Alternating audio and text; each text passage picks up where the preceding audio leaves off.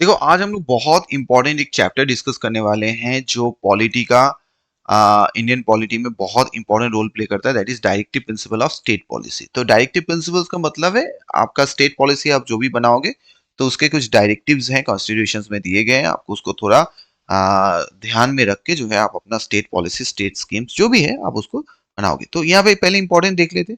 तो सबसे पहले ये किसमें है, this is in part 4 of the constitution और इसमें आर्टिकल 36 से 51 ये बहुत इंपॉर्टेंट आर्टिकल है। सभी आर्टिकल आपको पूरा याद रखना पड़ेगा।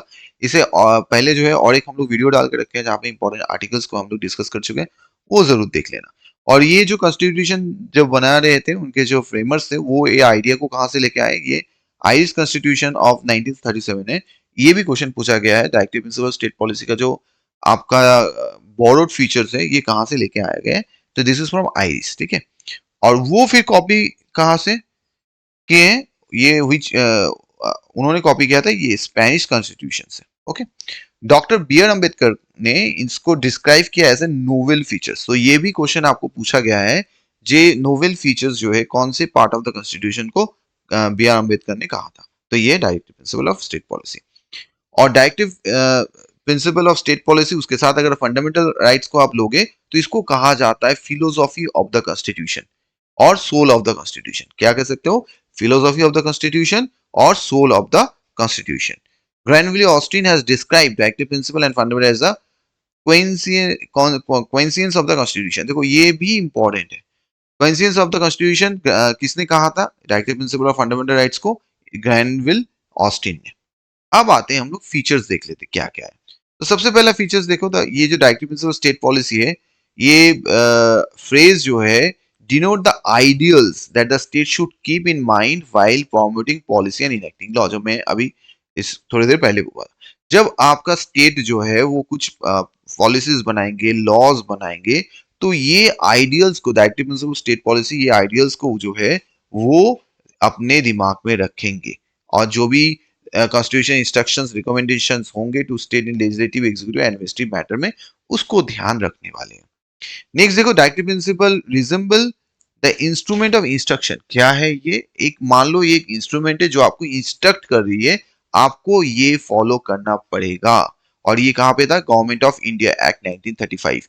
ये जो आप इंस्ट्रूमेंट ऑफ इंस्ट्रक्शंस की बात हम लोग कर रहे हैं, ये कहाँ पे बेसिकली आपको मिलेगा, ये आपको गवर्नमेंट ऑफ इंडिया एक्ट 1935 में मिलेगा। डॉक्टर अंबेडकर ने क्या कहा था, the directive principle are like the instrument of instruction which were issued to the Governor General and to Governor of Colonies of India by the British government under the Government of India Act। ये उन्होंने ये refer किया था। Actually उस time जो भी principles, directive principles, instrument instructions जो भी है वो इश्यूज होते थे governor general and to governors of colonies of India by, उस टाइम जो है ब्रिटिश गवर्नमेंट इसको इशू करता था। तो ये गवर्नमेंट ऑफ इंडिया एक्ट 1935 में था, उसको ये रेफर करके बी आर अम्बेडकर ने रेफर करके उसको कहा गया था। तो ये भी इंपॉर्टेंट फीचर्स है। The directive principle constitute a very comprehensive economic, social, political program for the modern democratic state। यहाँ पे comprehensive है, कैसे आपको इकोनॉमिक करना है, सोशल, पॉलिटिकल जो भी है, आप कैसे इसको रेफर करोगे। यहाँ पे आपका एक पूरा अलग कॉन्स्टिट्यूट जो है पूरा आपको कम्प्रेहेंसिव मिल जाएगा। यहाँ पे इसका एम बेसिकली क्या था, realising the high level of justice, liberty, equality, fraternity outline in the preamble of constitution. Basically इसका क्या था, जो प्रेम्बल में आप देखोगे वहां पे जस्टिस, लिबर्टी, इक्वालिटी, फेटर्निटी की बात कर जाइए उसको, सो दैट एकदम इसका एम था डायरेक्टिव उसको पूरा तरीके से जो है मिले। और क्या, welfare state embodied the concept of welfare state and not the state of police state। यहाँ पे क्या था, पुलिस स्टेट नहीं था, मतलब कॉलोनियल एरा के जैसा आपको करना ही है, ये करना है, शोषण किया जाता था, वो सब नहीं करना था। इसमें वेलफेयर, सो दैट जो भी सभी के लिए जस्टिस, इक्वालिटी, सबका डेवलपमेंट हो, सबका भलाई हो, ये देखा गया था। अच्छा ये इंपॉर्टेंट है, डायरेक्टिव प्रिंसिपल है नॉन जस्टिसेबल, मतलब इसको आप लीगली इन्फोर्सेबल नहीं कर सकते हो, कोर्ट में आप इसको चैलेंज नहीं कर सकते हो। ठीक है, ओके। नेक्स्ट देखो, क्लासिफिकेशन ऑफ डायरेक्टिव प्रिंसिपल्स क्या है। तो सबसे पहले सोशलिस्ट प्रिंसिपल्स, हम लोग क्लासिफिकेशंस को कैसे करते हैं, सबसे पहले हम इसको कैटेगरी करते हैं सोशलिस्ट प्रिंसिपल। इसमें सोशलिज्म का जो है वो आपको झलकता है, आइडियोलॉजी झलकता है।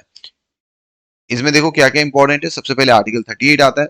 आर्टिकल 38 में क्या कहा गया, promote welfare of the people by securing a social order framed by social justice social economic and political to minimize inequality income status। मतलब यहाँ पे 38 में क्या है, welfare of the people promote करना है और जो इनइक्वालिटीज है ना उसको कम करना है। इनइक्वालिटीज किसमें, इनकम में, स्टेटस में, फैसिलिटी अपॉर्चुनिटीज में, इसको कम करना है। नेक्स्ट आता है आर्टिकल 39। आर्टिकल 39 में क्या बता रहा है, to secure right to adequate means of livelihood for all, सबको जीविका मिले, काम धंधा मिले। Equitable distribution of material resource, सबको गुड्स जो है वो इक्विटेबल डिस्ट्रीब्यूशन हो।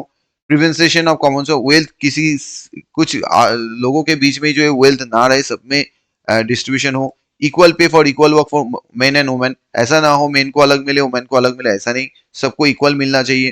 Preservation of health and strength of worker and children against forcible abuse, जो है हेल्थ एंड स्ट्रेंथ जो है वर्कर का चिल्ड्रन का वो अच्छा रहना है, उनको फोर्सेबल अब्यूज नहीं होने से बचाना है।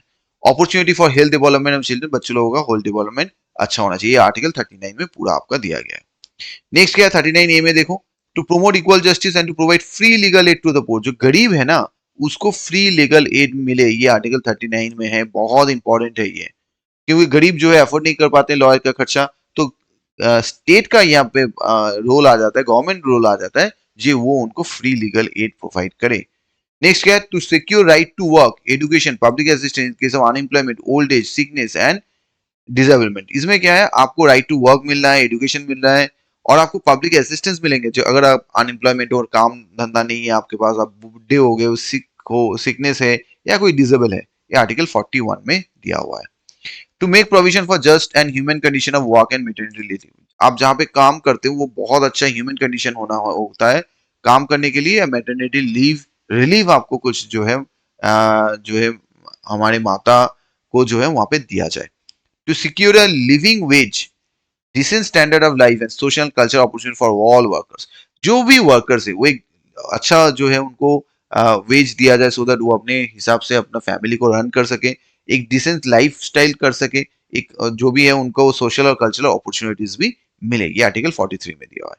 43 ए में क्या दिया हुआ है देखो, to take step to secure the participation of worker in management of industries.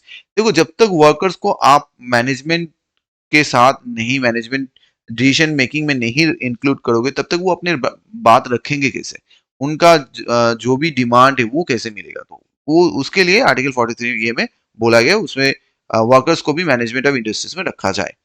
Article 47 में क्या है, to raise the level of nutrition standard of living of people and to improve public health, जो भी गरीब है या बिलो पॉवर्टी लाइन के नीचे है, उनको अच्छा न्यूट्रिशन मिले, स्टैंडर्ड ऑफ लिविंग मिले और उनका हेल्थ जो है पब्लिक हेल्थ कंडीशन है उसको इंप्रूव किया जाए। ये आर्टिकल 47।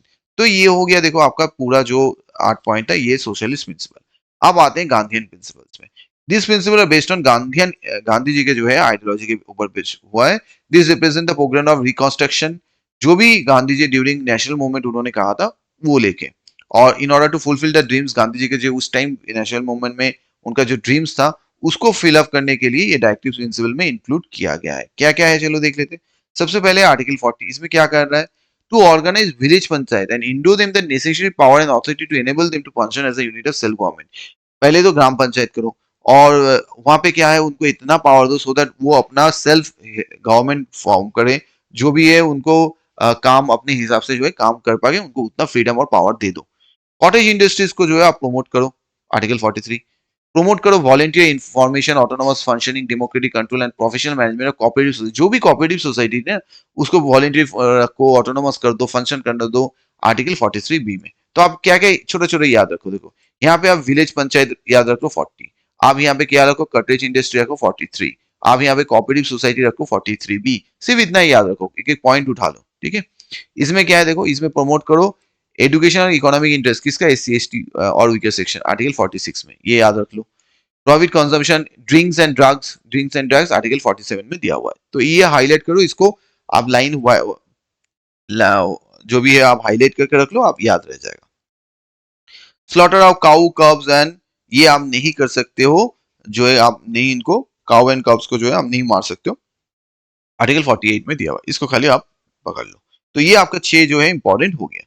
अब आता है liberal and intellectual principles, ideology, जो कहीं ना कहीं लिबरलिज्म के ऊपर बेस्ड है। जैसे सबसे पहले क्या है, आर्टिकल 44 में यूनिफॉर्म सिविल कोड, सब थ्रू आउट द कंट्री सबके लिए एक ही जो है सिविल आपका लॉ बने। आज आप देखोगे तो हिंदू के लिए अलग है, मुस्लिम के लिए अलग है, क्रिश्चियन के लिए अलग है, ये नहीं, सब रिलीजन के लिए एक ही सिविल लॉज बनाए जाने के लिए आर्टिकल 43 में यूनिफॉर्म सिविल कोड का जिक्र है। और अभी भी देखोगे कुछ दिन पहले भी जो है न्यूज में भी आपको मिलेगा, इसमें भी था। To provide early childhood and care education of children until the age of 6 years, जब तक 6 साल नहीं होता उसका एजुकेशन दे दो, ये आर्टिकल 45 में। और ऑर्गेनाइज एग्रीकल्चर एनिमल हस्बेंड्री क्या है आर्टिकल 48 में। To protect and improve environment, environment मान लो ये, एंड वाइल्ड लाइफ को सेफगार्ड करना है, और सेफगार्ड फॉरेस्ट 48 है, तो आप इन्वायरमेंट 48 ये हिसाब से रख सकते हो। मॉन्यूमेंट्स को, प्लेसेस को, हिस्टोरिक जो भी है उसको अच्छा से रखना है, 49 में है, तो आपको 49 मान लो, ऐसे ही याद रखो, 49 रुपीज आपको फाइन देना पड़ेगा अगर मॉन्यूमेंट्स को नहीं ठीक से रखोगे। सेपरेट जुडिशियरी और एग्जीक्यूटिव को अलग करो, सेपरेशन करो भाई, 50-50 कर दो, 50 जुडिशियरी का, 50 एग्जीक्यूटिव, तो आप याद रखो 50-50 रेशियो में कर लो।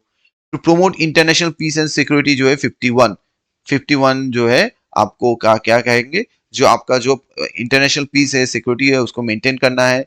रिलेशनशिप जो भी है, इंटरनेशनल लॉ स्ट्रीट को मानना है, इनकरेज करना है, डिस्प्यूट अगर होता है फॉरेन कंट्री से तो वो आपको सब करना है आर्टिकल 51 में। न्यू डायरेक्टिव प्रिंसिपल्स क्या है, देखो 42nd अमेंडमेंट 96 में कुछ 4 न्यू डायरेक्टिव प्रिंसिपल्स को ऐड किया, क्या क्या है देख लेते हैं, ये भी बहुत इंपॉर्टेंट है। पहला है to secure opportunity for healthy development of children, article 39। To promote equal justice and provide free legal aid to the poor, article 39 ऊपर में वो ऐड हुआ है। To take step in secure participation of management of industry, article 43 है। And to protect and improve environment and safeguards, ये art 40। तो ये जो ऊपर में हम लोग 4 डिस्कस कर चुके हैं, अगर कोई पूछे जो ये 39 है, 43 48 कौन से अमेंडमेंट में ऐड हुआ, तो ये आप बोल सकते हो 47 अमेंडमेंट 1976, ये आपको क्वेश्चन उठा के दे सकता है। एक तो पूछ सकता है कौन से आर्टिकल में क्या है, ये भी पूछ सकता है अच्छा बताओ आर्टिकल 48 में क्या कौन से अमेंडमेंट ने ऐड किया है, ये भी आपको पूछ सकता है। 42nd अमेंडमेंट ने क्या कौन सा किया था, आर्टिकल 38 को ऐड किया था, जिसमें क्या है, minimise inequalities of income status. 86 amendment ने क्या किया था, change the subject matter of Article 45 and made elementary education and fundamental rights under 21A। 45 में जो सब्जेक्ट मैटर था उसको हटा के एलिमेंट्री एजुकेशन को आर्टिकल 21 में इंक्लूड कर दिया। This amended directive request the state to provide early childhood care and education for all until they 6 साल तक, मतलब कोई भी स्टेट ऐसा पॉलिसी बनाए भाई उसको 6 साल तक जो है उसको बच्चे को एजुकेशन प्रोवाइड करना चाहिए, चाइल्डहुड केयर करना चाहिए, ये प्रावधान रखा गया 86 अमेंडमेंट में। 97 अमेंडमेंट के तहत जो है न्यू डायरेक्टिव प्रिंसिपल जो है कोऑपरेटिव सोसाइटी वाला इंक्लूड किया गया है। It requires the state to promote voluntary formation, autonomous functioning, democratic control, जो भी आर्टिकल 43 में हम लोग जो देखे कोऑपरेटिव सोसाइटी है, ये आपका 97 अमेंडमेंट एक्ट में आया है। तो ये क्वेश्चन आपको 44, 86, 97 एंड यहाँ पे 42 ये अमेंडमेंट से क्वेश्चन पूछे जा सकते हैं कि कौन से डायरेक्टिव प्रिंसिपल्स को इन्होंने ऐड किया है, बहुत इंपॉर्टेंट है। अब कुछ देखो सैंक्शंस बिहाइंड डायरेक्टिव प्रिंसिपल्स, वो हम लोग देख लेते हैं। सर बीएन राव ने, कॉन्स्टिट्यूशन एडवाइजर जो थे कॉन्स्टिट्यूशन असेंबली के, recommended that rights of an individual should be divided into 2 category. उन्होंने रिकमेंड किया था जो राइट्स है वो 2 कैटेगरी में होना चाहिए, एक तो जस्टिसेबल, एक नॉन जस्टिसेबल। एक आप कोर्ट में चैलेंज कर सकते हो, कोर्ट में आपको रिलीफ मिल सकता है, एक कोर्ट में आप नहीं ले जा सकते हो, which was accepted by the drafting committee. वो जो है बीएन राव ने जो कहा था वो ड्राफ्टिंग कमिटी ने एक्सेप्ट कर दिया। Consequently, fundamental rights which are justifiable in nature are incorporated in part 3 में।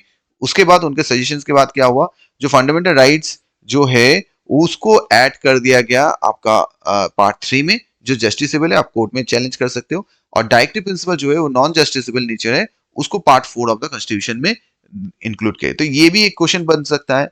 आप आज के डेट में जो देखते हो जस्टिसेबल एंड नॉन जस्टिसेबल, जो fundamental rights and directive principle है, वो एक्चुअल किसने जो है एडवाइस किया, रिकमेंड किया था, that is sir B N Rau ने। ये इंपॉर्टेंट है।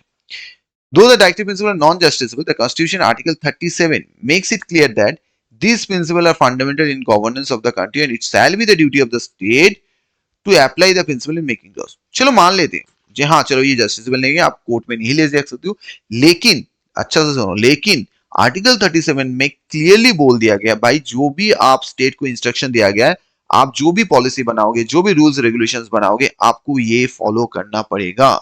दस the impose a moral obligation आ जाता है, चलो भले लीगल ऑब्लिगेशन ना हो बट मोरल ऑब्लिगेशन आ जाता है स्टेट के डिपार्टमेंट के, गवर्नमेंट के ऊपर, सो दैट ये जो है रियली इन्फोर्स करे अपना, ठीक है। As observe by Alladi Krishnaswami Ayyar, उन्होंने क्या कहा था, उन्होंने कहा था no ministry responsible to the people can afford light heartedly to ignore the provision of part 4 of the constitution. ठीक है, तो वो क्या कहा था उन्होंने, उन्होंने कहा था जो है ये, चलो कुछ नहीं है, उन्होंने कहा था जो कोई भी कॉन्स्टिट्यूशन जो है वो इसको इग्नोर नहीं कर सकते हैं, लाइट हार्टेडली नहीं कर सकते इसको।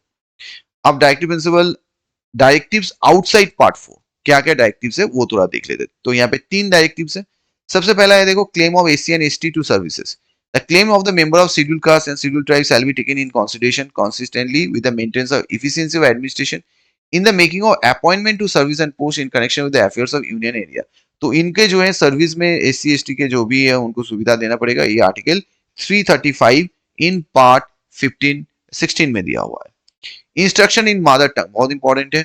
It shall be individual the every state and every local authority within the state to provide adequate facility देना है mother tongue as a primary state of education and children belonging to linguistic minority groups. आपके states में जो है, आप जो भी state मान लो, जैसे कोई आंध्र प्रदेश है, तेलुगु, वेस्ट बंगाल है, बंगाली, तो उसको जो है आपको प्रोवाइड करना पड़ेगा, उसको फैसिलिटी देना पड़ेगा मदर टंग में प्राइमरी स्टेज एजुकेशन में। आर्टिकल 350 एक किसमें है, पार्ट 17 में। डेवलपमेंट ऑफ हिंदी लैंग्वेज, देखो ये तो आप ऐसे भी याद रख सकते हो, देखो ये क्या है, हिंदी लैंग्वेज के प्रमोशन के लिए, ये मदर टंग के लिए, और ये एससी एसटी के प्रमोशन के लिए, बस ये याद रखना। It shall be the duty of union to promote the spread of Hindi language and to develop as a medium of expression of all element of composite culture in India. Article 351। तो 335, 350 ए, 351 ये कौन सा है, ये भी 18 में है। The above directions were not justiciable in nature, obviously होगा नहीं। However, they are also given equal importance and attention by the judiciary on the ground that all parts of the constitution must be read together। लेकिन मान लो ये, मान लेते ये जो है नॉन जस्टिसेबल है, लेकिन आपका जो इक्वल इंपॉर्टेंस दिया गया है इसको जुडिशियरी की तरफ से, जो बाकी कॉन्स्टिट्यूशन के पार्ट की तरह बाकी कॉन्स्टिट्यूशन के जो पार्ट्स के इंपॉर्टेंस है इसको भी इक्वली इंपॉर्टेंस दिया जाए। ठीक है, तो चलो ये हम लोग directive principle of state policy detail में डिस्कस कर लेंगे। तो थैंक यू फॉर वॉचिंग, चलो बाय बाय।